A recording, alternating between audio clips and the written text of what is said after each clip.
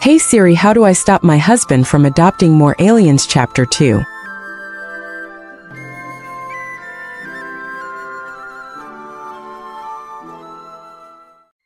Tom's leg bounced anxiously under the kitchen table as he listened to his two older sons argue. He knew Knuckles wouldn't accept the newest addition to their household immediately, but he'd hoped the echidna would at least trust Tom's judgment enough to get them through breakfast, before Shadow had even woken up. Maybe Tom had hoped for too much. He's not a bad person, Knuckles. Not a bad person. Did his attempts to kill us mean nothing? Knuckles spat, slamming his fist down against the table. He threw a car at us. He opened a black hole in front of us. He broke Dad's arm. And he helped the Eggmen in their endeavors to destroy this planet. How could you possibly say he is not a bad person, when he has not given us a single reason to think otherwise? He didn't want to do bad things. He was just hurting. That is not an excuse. I did not try to blow up this planet after losing my tribe. You tried to kill me. Does that mean I shouldn't trust you? Tails' ears were pinned flat against his head, curled up to Maddie's side as he listened to his older brother's fight. It was clear that he was trying to ignore it and finish his breakfast, but every time one of the other boys raised their voices, he flinched. It didn't help that he was already on edge, knowing that Shadow was under their roof. Maddie tried to comfort him, holding him close and reminding his brothers not to yell in the house, but it wasn't really working out. Tom had never seen his kids fight like this, not since they literally battled on opposite sides. Since Tom and Maddie had adopted Tails and Knuckles, the three boys had been practically inseparable. They rarely argued, and when they did, they usually resolved it on their own, never letting the issue get out of hand. Tom could count on one hand the amount of times he or Maddie had to get involved and break up an argument in the past year. But this was different. This wasn't a small dispute over what movie they would watch before bed, or which video game they would play, or whose turn it was to do a certain chore. This was a decision that Tom and Maddie had made, allowing a new person into their household that the majority of their kids didn't trust, and he assumed that the adjustment that came with welcoming their new guest wouldn't come easily. It wouldn't be easy for Shadow either. He was already so skittish, tensing up at every little thing, no matter how careful Tom and Sonic were. Tom figured Shadow would need time before he felt comfortable enough with them to join them for things like breakfast, though Tom wasn't certain if Shadow's absence at the breakfast table was because he was too afraid to join them, or because he was still asleep. He'd looked absolutely exhausted last night, and he knew the cold must have only exacerbated it. He would need more sleep while his body recovered, and while Tom would usually be content to let the kids sleep as much as he needed, there were several other problems Tom worried about. Sonic had mentioned struggling with food during the winter, back when he lived in the cave. Shadow had spent about a week and a half just trying to survive in the snow alone, and Tom hadn't seen any sort of food stash hidden away during the few minutes he was in the cave. He didn't want to think that Shadow had gone that long without food, but he wasn't confident that the small hedgehog had been able to go out for food in the state he was in. He would have tried to feed the kid last night if he hadn't looked like he was 5 seconds away from passing out. He'd also been covered in dirt and twigs. It was hard to see due to his dark fur, but Tom had felt how matted Shadow's fur was while carrying him to bed. And Tom didn't know much about quills, but he thought he saw quite a few of Shadow's quills sticking out in odd directions. According to Sonic's past complaints, it wasn't comfortable, though Shadow had already been dealing with so much last night that it didn't seem to bother him. Still, Tom wanted to make sure that he was taken care of, but he wanted Knuckles and Sonic to stop fighting before he went to check on Shadow. He needed the house to be as calm and quiet as possible to keep from startling the poor hedgehog further. Knuckles looked to Maddie expectantly. Surely I am not the only person here who believes it is foolish to allow an enemy to reside with us. Well, honey, normally we wouldn't let a stranger move in with us, especially not so suddenly. But these are special circumstances. Shadow needed help, so we're going to help him. But he tried to kill us! Why should you bother helping him when he does not deserve it? Tom cleared his throat. It's not about deserving help, Knuckles. Winters are harsh here. Nobody deserves to suffer out in the cold. Suffering the cold is the least he deserves for what he did. Tom just sighed. There was no point in fueling the argument further. You're allowed to be as upset about this as you want. I realize I should have warned you and Tails that Shadow might be coming to live with us. And I apologize for not telling you, but your anger at the situation isn't going to change our decision, bud. Knuckles let out a frustrated huff, but he didn't seem like he was going to continue arguing, finally turning back to his previously forgotten breakfast. Thankfully, the rest of breakfast passed peacefully. Knuckles and Sonic wouldn't even look at each other, but at least they weren't screaming.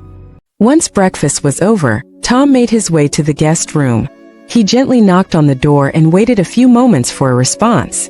When he didn't get one, he opened the door quietly, not wanting to startle Shadow if he was still asleep. He slipped into the room and shut the door behind him, then walked over to the bed. At some point during the night, Shadow had fully covered himself in the blanket, leaving only a few stray quills sticking out from beneath it. Judging by his slow, steady breathing, Shadow was still asleep. Tom bit his lip, wondering if he should let Shadow sleep a bit longer, or wake him up for food now. He didn't know how long Shadow would sleep for, and he didn't know how much longer Shadow could go without food before it became dangerous. For all he knew, Shadow may already be in danger of suffering permanent damage from starvation. It would probably be best to feed him sooner rather than later, Tom decided. Shadow could go back to sleep after. Now he just needed to figure out how to wake the little hedgehog without scaring him. Tom leaned against the side of the bed, far enough from the sleeping hedgehog that, if Shadow did startle awake and lash out immediately, Tom wouldn't end up hurt. Shadow. Tom called out quietly. He didn't know how heavily Shadow slept, but he'd managed to wake Sonic in the past just by calling out his name a few times, and figured that was a good place to start. Something under the blanket twitched one of Shadow's ears if Tom had to guess. Tom's voice rose just a bit. Shadow. Shadow flinched, suddenly curling up into a tight ball underneath the blanket. Don't worry, it's just me. Part of the blanket lifted a bit, and Tom could just barely see one of Shadow's eyes in the darkness. Tom. Tom grinned at the little hedgehog. Morning, kiddo. Shadow let out an unhappy sound, letting the blanket fall to block out the light. Tom couldn't help but chuckle. I know you're still tired, but you need to eat something. Tom knelt down in front of Shadow, lifting the side of the blanket. Shadow looked so much smaller curled up like that. He uncurled just enough to make his eyes visible, and he gave Tom a tired, almost pleading look, not ready to get up yet. Tom frowned. Sorry about this, bud, but I'm gonna need you to stay awake for just a bit longer. Can you do that? I don't need to eat. Tom raised an eyebrow. Really? You felt pretty thin last night when I picked you up. The hedgehog's ears flattened to his head. I can't die from starvation, it just hurts. But I can handle it. Tom's eyes widened in surprise. Shadow sounded so certain it made Tom wonder how he'd learned it. Actually, he probably didn't want to know. If what little Shadow said last night was anything to go by. Well, maybe you can handle it, but you shouldn't have to. I'm not gonna let you starve while you're living under my roof. Something in Shadow's gaze softened, and he looked away. I don't know if I can eat. I feel sick. Do you know how long it's been since you last ate anything? Shadow thought about it for a moment. 2 weeks, I think. Tom's heart clenched. He'd worried that was the case. He'd hoped it had only been a few days at most, as it became more difficult to reintroduce food after longer periods without it. After roughly a week without food, refeeding syndrome became a risk. Thankfully, Maddie was a vet, and she'd been trained to handle such cases of malnutrition, just in case something did go wrong. Well, that explains why you feel sick. You've gone too long without food. You won't feel better until you start eating again. Shadow seemed to grimace, but it was hard to tell with most of his face concealed. I'm gonna bring you something small and easy to digest. I just need you to stay awake for a bit, alright? Fine. Shadow mumbled, fully curling up once more. Tom released the blanket, letting Shadow hide in it for a bit longer as he returned to the kitchen. He searched the cabinets, looking for something that wouldn't hurt Shadow's stomach. His eyes landed on a few packs of applesauce, contained in squeezable pouches. Maddie had bought them the week before, as Tails had gotten sick and couldn't keep down solid food. But the kids normally hated applesauce, and the remaining pouches had been all but discarded. Tom grabbed one of the pouches, then went back to the guest room. Shadow hadn't moved at all. Tom pulled the blanket back, revealing a ball of dark quills and fur. Shadow shivered a bit. his quills shaking as he was brought out of his little blanket cave. He uncurled from his quills, then sat at the edge of the bed. His whole body was tense, and he watched Tom with a cautious look. Tom unscrewed the cap on the applesauce pouch, then held it out to Shadow. He accepted it, looking at the pouch warily. Thanks.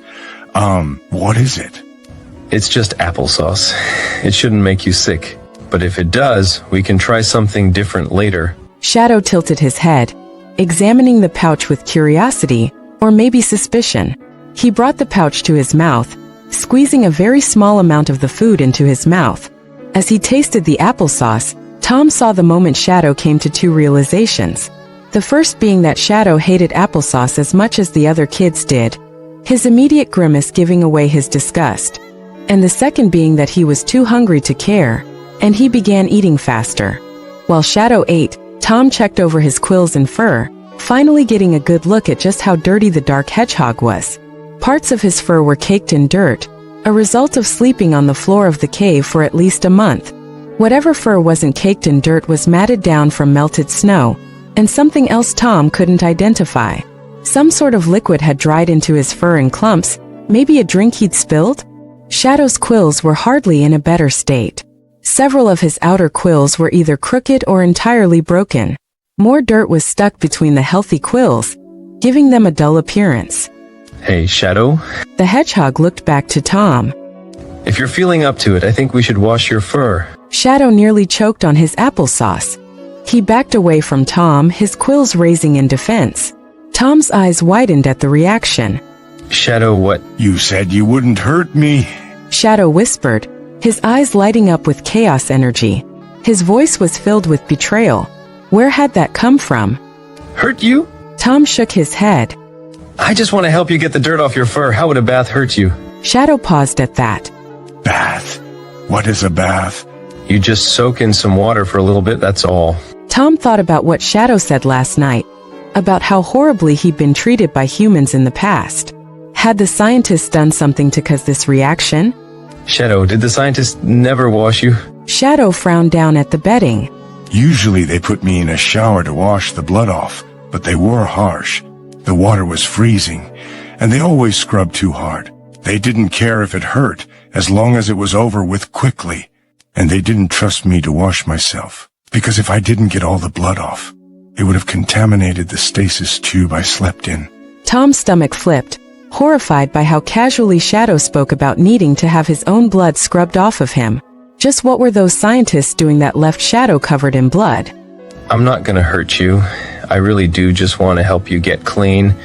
It can't feel very good to have your fur matted like that, huh? One of Shadow's ears flicked. No. I promise it won't be like when the scientists washed you. Shadow bit his lip, toying with the now empty applesauce pouch. Will the water be cold? In the winter? Absolutely not. After a couple moments of hesitation, Shadow sighed, his quills lowering. Okay. He moved to climb out of the bed, but almost as soon as his feet touched the floor, his legs buckled, and he had to grab the bed to keep from falling. Tom moved to his side, ready to catch him if he fell over. Are you okay? I used what little chaos energy I had to spare on my way over here. I will be weakened while my energy replenishes. Are you gonna be able to walk? If not, I can carry... No. I don't need help. Tom wasn't convinced, but he didn't argue. Shadow took a few slow, careful steps toward the door. Tom didn't hurry Shadow, and tried to keep a bit of distance between them to keep from crowding him, though he stayed close enough that he could catch Shadow if he fell. The hedgehog kept a hand on the wall to steady himself as Tom led him to the bathroom. Out of the corner of his eye, he saw the other kids peeking down the hallway from the living room, trying to be discreet but not doing a very good job of it. Luckily, Shadow didn't seem to notice. Once they were in the bathroom, Tom shut the door behind them. He didn't want Shadow to feel trapped, but he also didn't want one of the other kids disturbing them. Shadow noticed the lack of an immediate exit the moment the door clicked shut. He didn't mention it, but something fearful flashed in his eyes before he could conceal it. Are you gonna be alright with taking your gloves off? Tom asked. He didn't know the real reason the aliens chose to wear gloves, as they all avoided the question, either pretending not to hear when asked or making a joke out of it. All he knew was that they rarely removed them, and almost never around other people, particularly strangers. Shadow began removing them. Why wouldn't I be? Well, Sonic doesn't like taking his off, and I didn't want to make you uncomfortable. If Shadow wasn't still so exhausted, Tom would have left him to clean himself, but he worried that, if he left Shadow alone in the tub, he'd fall asleep in the water. Letting Shadow choose to reveal his hands or not was the most amount of privacy Tom could offer under the current circumstances. Shadow shrugged. I don't mind. I only wear them so my claws don't damage anything. Tom doubted it was the same reason the other kids wore gloves, judging by the difference in reactions to the clothing items, but it was still interesting to hear nonetheless. While Shadow removed his gloves and socks, Tom turned on the tub. Shadow flinched at the sudden loud noise. His ears pinned back as he stared at the flowing water. Tom silently winced. He hadn't considered that the sound of the tub filling would scare Shadow. He'd have to be more careful in the future. He spotted the lemon-scented soap Sonic used, and after a moment of consideration, he decided to pour a little into the rapidly flowing water, creating a small amount of bubbles before he shut the water off. Tom turned back to Shadow, and saw that he'd gotten his gloves and socks off, though he hadn't removed the gold rings around his wrists and ankles. Maybe they couldn't be removed, or maybe Shadow had a reason for keeping them on other than appearance. He tried not to stare, but he couldn't stop himself from glancing at Shadow's bare paws. Not hands, paws. They were small and furry, the red stripes on his arms extending down his middle fingers. Each of his fingers and the center of his palms had bright pink pads, and he had sharp claws. The sight would have been adorable, if not for how damaged Shadow's paws looked. The pads were dry and cracking, most likely caused by the cold weather. His claws were too long, brittle and chipped in some places, and there were patches of his fur that were too thin, the skin too irritated for the fur to grow properly. Tom made a mental note to treat the damaged paws later, when he had more time, and Shadow was able to stay awake longer. Alright, kiddo, the bath's ready. What's the white stuff? Bubbles. Shadow blinked. Why? Why don't you just get in and see for yourself? Shadow dipped a hand into the water, his eyes widening when he realized that the water was warm. He climbed into the tub carefully, easing into the warm water with a quiet sigh. His eyes were already drooping again, but he just shook his head and forced them to stay open. Shadow analyzed the bubbles curiously, pushing them around in the water, then shaking his paw when the bubbles clung to him. Tom couldn't suppress a small smile, watching as Shadow messed with the bubbles. Tom figured that the bath would be easier to get through if Shadow had something to distract him, and bubbles seemed like the safest option. Tom grabbed a soft washcloth from the cabinet underneath the sink. Okay, let's get you cleaned up. Shadow tensed as Tom dunked the cloth in the water, unsure of what would come next, but assuming that it wouldn't come without pain. Tom poured some of Sonic's soap onto the cloth, hoping Shadow wouldn't take issue with the scent. He knew that the other kids had senses that were much stronger than a human's, including their sense of smell, and Tom worried that Shadow would regard their different soaps as their specific sense, and would feel suffocated being surrounded by it. He figured Sonic's soap was the safest bet, as Shadow seemed to trust him to a degree. Shadow didn't protest as Tom began to wash his fur, but he did begin to raise his quills. They weren't pointed at Tom, and he could tell that it was an involuntary reaction, but he made sure to carefully avoid the sharp points until they went down. When the cloth got close enough to Shadow's face, he sniffed it, his eyes narrowing. Why does it smell like Sonic? Tom snorted. He figured Shadow would notice. It's Sonic's soap. It's not bad, is it? Shadow shook his head as his quills began to relax. He leaned against the side of the tub as Tom cleaned his fur, resting his head on his arm. His eyes fell shut, his breathing slow and deep, a combination of the warm water and gentle scrubbing soothing his frayed nerves. Tom wondered if Shadow could fall asleep like this, though he could feel how tense the hedgehog's muscles still were, betraying his lingering distrust. The dirt came off easily, but the dried liquid was sticking to his fur much longer, staining the white cloth green while Tom tried to get it off. What's the green stuff stuck to your fur, Shadow? Green stuff. Shadow mumbled, sounding half asleep. He peeked an eye open and glanced down at his fur. Oh, I thought I washed all the blood off in the river.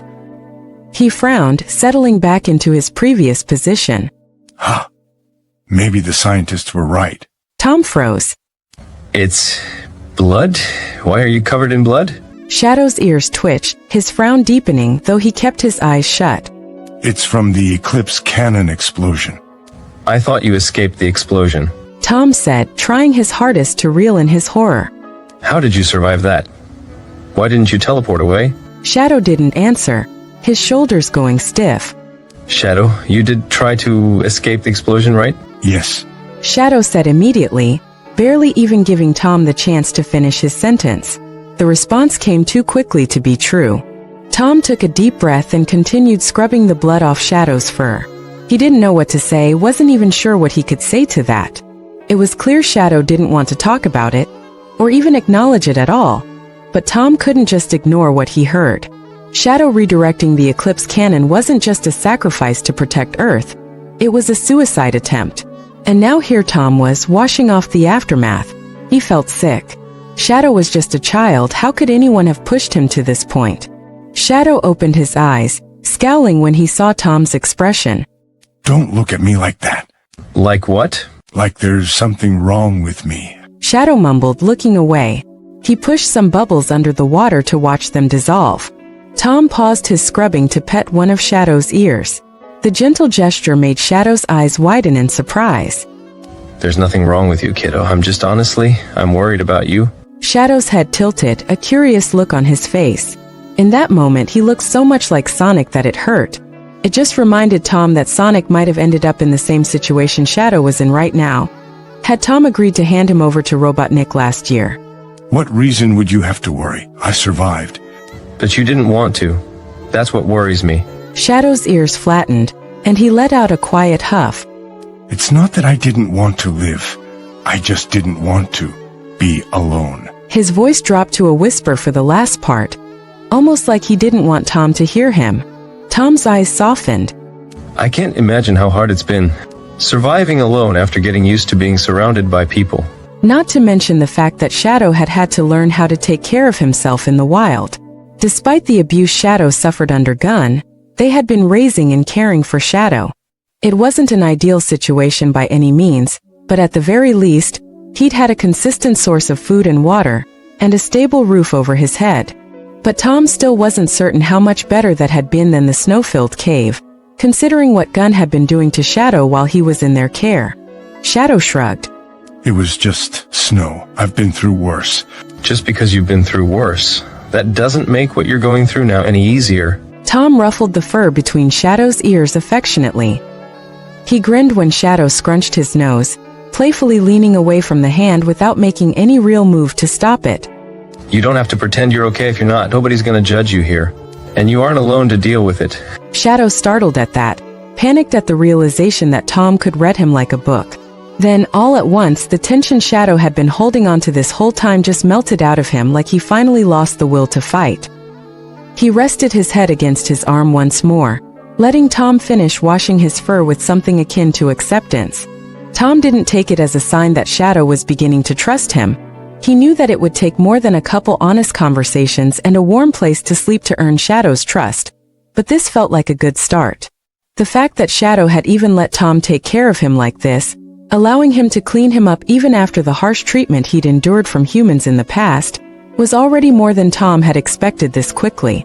He couldn't tell if it was because Shadow didn't have the energy to fight against any of this right now, or because he'd been forced to fight for so long that he just couldn't take it anymore. The poor kid just seemed so exhausted, physically and emotionally. Tom grabbed the detachable shower head and turned it on, making sure the water was warm before he began rinsing the dirt off of Shadow's quills, keeping the pressure low so it wouldn't startle Shadow. There was so much more damage to the quills than he'd realized, with many of the smaller, more hidden quills being either bent out of shape or torn jaggedly, and even more quills being loose enough to fall out, though they hadn't been getting removed properly. As careful as Tom was, keeping his touch light as he shifted the quills to clean the more hidden ones, he could tell that touching them was causing Shadow discomfort, judging by the way his eyes squeezed shut even tighter, his lips twisting into a pained frown. He said nothing, made no move to stop Tom even when it hurt. Shadow's words from earlier came back to him, and a pang of guilt hit Tom in the chest. He'd promised he wouldn't hurt Shadow, but he couldn't have known the hedgehog's broken quills had gotten this bad. Shadow let out a quiet whimper when Tom's fingers bumped into a particularly rough-looking group of quills. Tom worried that the damage might be going down through the roots and into Shadow's skin, and if it continuously cut into his skin without treatment, it could cause an infection, especially with all of the dirt that had been stuck to him for who knows how long. Sorry, kiddo. Your quills are looking pretty rough. Some of them are shedding, and a lot are damaged. Have you not been removing the loose ones? Something Tom had learned after the last couple end-of-the-world level disasters was that hedgehogs tended to shed their quills more when they were stressed. After everything Shadow had gone through, it was unsurprising that some of his quills were trying to fall out, but if they weren't groomed properly while they were shedding, it would only lead to more damage as new quills tried to grow in under the old ones. I don't know how. Professor Gerald did it for me. Sometimes, if my quills falling out became a problem during the experiments. Tom was disappointed but not surprised. Of course the kid had never been taught to groom his quills. It sounded like the scientists did everything in their power to keep Shadow dependent on their care, making sure he'd stay with them simply because he didn't know how to take care of himself. Well, I'm not great with quill care, and I doubt you'd want Maddie to do it for you. Just the suggestion alone made Shadow's breath hitch. But I'm sure Sonic would be happy to help. And he could teach you how to take care of them on your own, and keep them healthy without the need for assistance. Shadow hummed in acknowledgement, one of his ears twitching at the mention of the other hedgehog. If you'd be alright with it, I can try to remove as many of the loose quills as I can. It might hurt a little, but you should feel a bit better once they're gone. Shadow's eyes snapped open. His gaze was distant and unfocused. How was he still awake right now? But something Tom said had clearly startled him. He glanced up at Tom, or tried to, at least. It seemed more like he was looking through Tom, too tired to actually focus his gaze. What would you do with the discarded quills? We'd do the same thing we do with Sonic's, drain them, then throw them out. Sonic had once held the same worries Shadow presumably did over the power just one quill possessed. After some experimenting, Sonic was able to figure out that destroying the shed quills made the energy in them unusable, making them worthless to anyone power-hungry enough to take them. Getting rid of the quills was only made easier when Tails joined the family, as he'd been able to make a device that could drain the quills of their energy in an instant. Then that energy could be released, or even used to power his other inventions, with Sonic's permission, of course. He would never use his brother's energy without asking. Shadow seemed relieved by that, settling down against the side of the tub again. Okay, just be gentle, please. I'll try my best, kiddo. Tom spent the next 15 or so minutes slowly removing the loose and damaged quills, setting them down on the tile next to him. Every once in a while, if a quill was being stubborn or if Tom accidentally tugged too hard, Shadow would let out a small wince, but otherwise, he stayed completely silent. Whenever Shadow made a pained sound, Tom would pet his ear as a silent apology before continuing. Tom could have sworn he heard a quiet clicking sound coming from the small hedgehog, identical to the purring he'd heard last night. When Tom was finished, there was a small pile of black and red quills on the floor next to him. His fingers stung from all the places he'd accidentally poked himself on the sharp bits of the quills, and his knees hurt from kneeling on the tile for so long. But it was worth it, seeing how much cleaner and healthier Shadow's quills looked now. His quills and fur were shinier, and he no longer smelled like dirt, and a separate, more pungent odor that Tom now realized had probably been Shadow's dried blood. The scent now replaced with lemon soap. They still needed to be brushed, as they were crooked and messy in ways Tom couldn't fix with his hands alone, but he'd done the most he could do. Shadow also seemed to be less distressed than he had been when he'd first gotten in the tub, his body language open and calm, still quietly purring as he soaked in the water. The dirt and broken quills had probably caused him more discomfort than he'd realized, growing used to it after being unable to tend to it himself. All right, let's get you dried off, Tom said, grabbing a towel from the nearby cabinet. He was reluctant to move Shadow out of the tub when he looked so peaceful, but the water was getting cold, and Tom didn't want Shadow to fall asleep here. Shadow's relaxed expression twisted into a grimace as he was forced to stand, his eyes barely open. He shivered when the air hit his soaked fur. Tom wrapped the towel around Shadow and did his best to dry him off, But fur was always difficult to fully dry without the use of a hairdryer. He doubted Shadow would be able to stay standing long enough for that, though. He was barely standing on his own now, leaning heavily against Tom, one of his bare paws clutching his shirt like a lifeline. Instead of having Shadow climb out, Tom lifted him out of the tub, then pulled the drain plug to get rid of the water.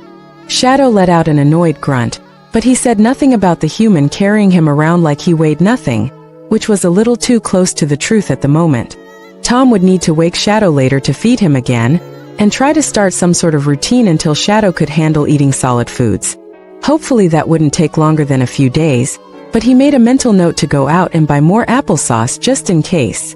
Tom peeked out of the bathroom to make sure none of the other boys were still spying on them, then crossed the hallway when he saw that they were alone. Shadow already didn't like being carried around, even if it was necessary, and Tom didn't want to embarrass the kid. Once they made it to the bed, Tom let the towel fall away, gently lowering Shadow into the bed. He covered the small hedgehog with the blanket, and Shadow instantly curled up into a ball, hiding in the warmth of his little blanket cave once more. I'm gonna come back with some more food in a few hours. Tom told Shadow, hoping he could hear him. For all he knew, the hedgehog had passed out the second he touched the bed. I'll have your gloves and socks washed by then, and I'll bring them back when they're clean. An odd chirp came from the ball of quills. Tom took it as acknowledgement. Tom smiled. Sleep well, kiddo. He grabbed the damp towel off the floor and left the guest room, heading back to the bathroom to grab Shadow's discarded clothes. As he reached for the gloves lying on the counter, he paused, catching a glimpse of his reflection in the mirror. What made him stop was the sight of a very visible water stain on his shirt in the shape of a paw. It was so small. All at once it reminded him of how young Shadow was. And he was suffering. A group of despicable humans had mistreated him for years, decades even. He'd gone through so much pain that he believed the best thing he could do to fix it was kill himself. Despite all that, he'd come to Tom for help. He'd risked getting hurt again or being handed over to Gun, in the hopes that for once, he'd actually be cared for. Had he ever been treated well by the adults in his life? Or was it all just fear and pain and blood? Staring at the too small paw print on his shirt, Tom felt his throat tighten, and his eyes stung with slowly forming tears. He didn't know what to do. How was he meant to protect this child from something that had hurt him long before Tom was even born? He took a deep breath and willed the tears not to spill, grabbing what he came for before bringing them to the laundry room. He heard one of his sons following behind him, but he didn't turn around, not wanting whoever it was to see the stubborn tears pooled in his eyes. Is Shadow okay? Yeah, he's alright. Just tired. He hoped Sonic didn't notice the way his voice wavered. Sonic got quiet, and after a moment, Tom felt him place a hand on his arm. Are you okay? Tom let out a shuddering breath. Sonic was too perceptive sometimes. Not really, but I will be. Sonic tugged on Tom's arm until he turned around. Lean down, you're too tall. Tom complied, kneeling in front of his son. He stopped trying to hide his unshed tears, knowing Sonic would figure it out anyway. Without warning, Sonic wrapped his arms around Tom's neck, holding him tightly. Tom sighed, returning the hug. He was barely aware that a tear had finally slipped down his cheek, landing on Sonic's shoulder. Did something happen? Tom shook his head. It's so hard hearing how you guys were treated before coming here. Every time Tom heard the stories of his kids' lives before they came to live with him and Maddie, it always made another piece of his heart snap off.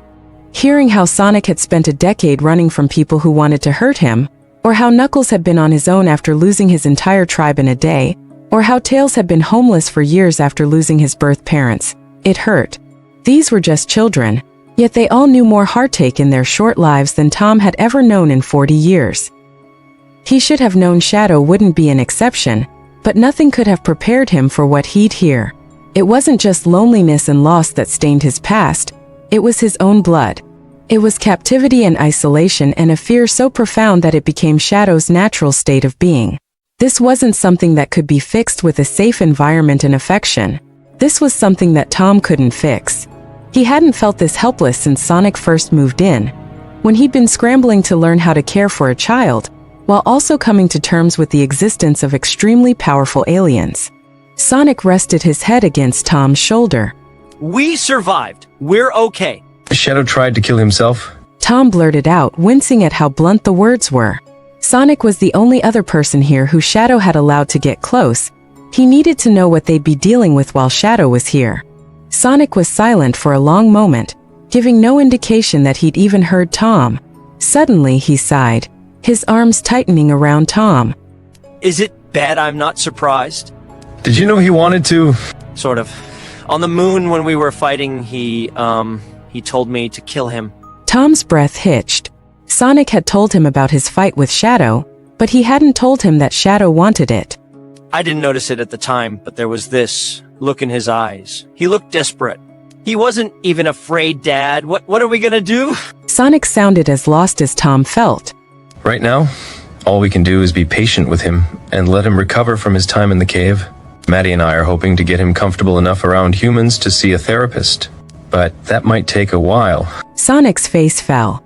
It was clear he wished he could do more for the other hedgehog, and Tom was in complete agreement. Is there anything I can do to help? Sonic asked, finally pulling back from the hug to look at Tom. Tom wiped the tears off his cheeks, slightly embarrassed that he'd broken down like that in front of his son. He wouldn't let Sonic know that, though. The last thing he wanted to do was teach one of his kids that it wasn't okay to cry. He wouldn't raise them the way he'd been raised. Actually, there is something you can do. Sonic perked up immediately. Shadow's quills need some maintenance, but he doesn't know how to take care of them. Sometime tomorrow, could you help him? Sure. Sonic agreed, a smile on his face. It helped put Tom's mind at ease, knowing that even if Knuckles and Tails couldn't come around to the idea of Shadow living here, however temporarily, at least Shadow had Sonic in his corner. This wouldn't be easy, caring for another traumatized kid who thought he couldn't trust them, but Tom was up for the challenge. Shadow needed them, he needed to be cared for by adults who weren't out to harm him. No matter how difficult it would be, Tom wouldn't leave him to fend for himself. Shadow was his kid now. Gun may have shattered his faith in humans, but Tom was ready to pick up the pieces.